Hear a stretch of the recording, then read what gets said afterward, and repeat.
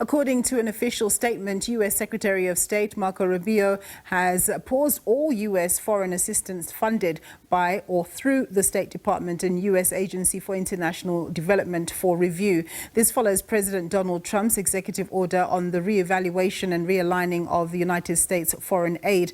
The review aims to ensure all foreign assistance programs are efficient and consistent with U.S. foreign policy under the America First agenda. Concerns have been raised. What impact will this have on South African organizations? Well, to discuss further, I'm now in conversation with Pontsho Pilane. She's the Communications and Advocacy Manager of Seoul City Institute for Social Justice. Thank you so much, Pontsho, for joining us. Tell us about the PEPFAR program and the impacts that it's had over the years, particularly here in South Africa. And to your knowledge, has funding to South Africa from the United States in this regard already stopped? Thank you so much. When we look at the Presidential Emergency Plan for AIDS Relief, which is what you just mentioned, PEPFAR, it's been around since 2003, and it came about because of the global response to the AIDS epidemic at that time. And it has done tremendous work in communities and countries across the majority world to really combat, treat, prevent, and really find other ways through clinical research to combat the HIV epidemic. Now, I see. Do carry on. And so what we're seeing now, which is a long time coming, if we could say that, already last year in Congress in the US, there was debate over renewing PEPFAR funding, and it was given an extension of 2 years, if I remember correctly, instead of the usual 5-year extension that it always gets.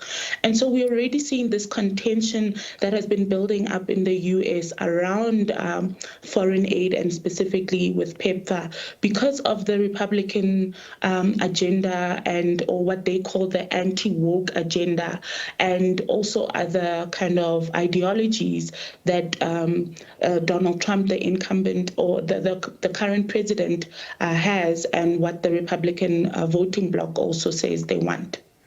So, Pontsho, I see that the DA has put out a statement in its capacity as a member of the GNU calling for the immediate reinstatement of the PEPFAR funding, and also speaking about how impactful it's been in South Africa, as you've just mentioned. If this falls on deaf ears, and because the pause could be quite long, do you think that our government, together with civil society, would be able to find the resources to fill the gap? So I think we should look at a bit of historical context here to even try and answer that question, which is quite uncertain at this point.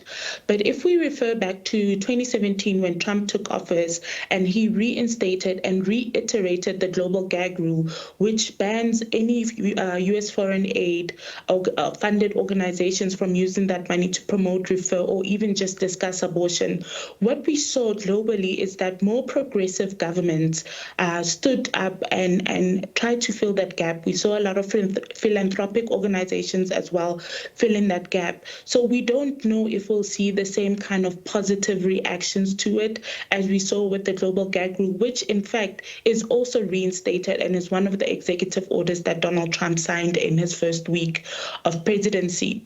What we can also just think about when we think about PEPFAR in its entirety is that when we look at the stats, the latest results of tracking PEPFAR shows that in 2020 about 50% of the money went to NGOs here in South Africa. The money that PEPFAR invested, half of it went into NGOs here in South Africa that work in HIV prevention, treatment, and also of those kinds of services.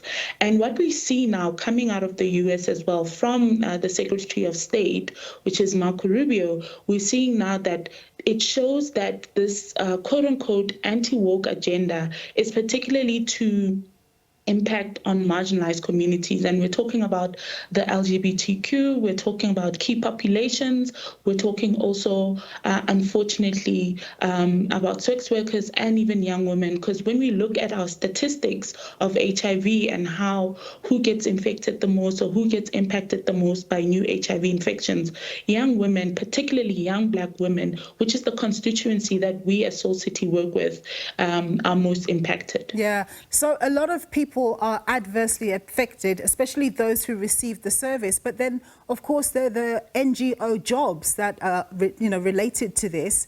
What are the discussions being had among people in your sphere around the potential job losses that will result from this pause? There is a lot of uncertainty. Some organizations that we work closely with have told us that they were told not to come to work, that they cannot, in their personal or professional capacities, help any patients.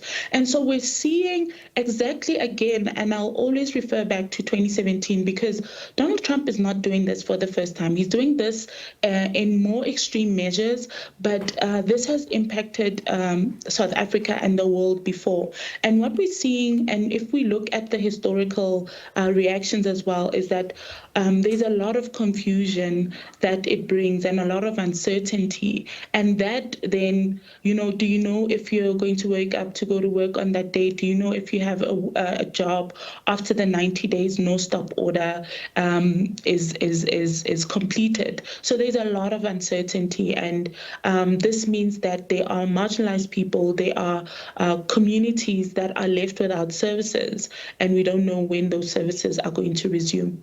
Thank you so much, Pontsho, for giving us your take on this issue. That was Pontsho Pilane. She is the Communications and Advocacy Manager of Soul City Institute for Social Justice. We have reached out to the US Embassy to give them a right of reply on this issue, and hopefully we'll get that for you.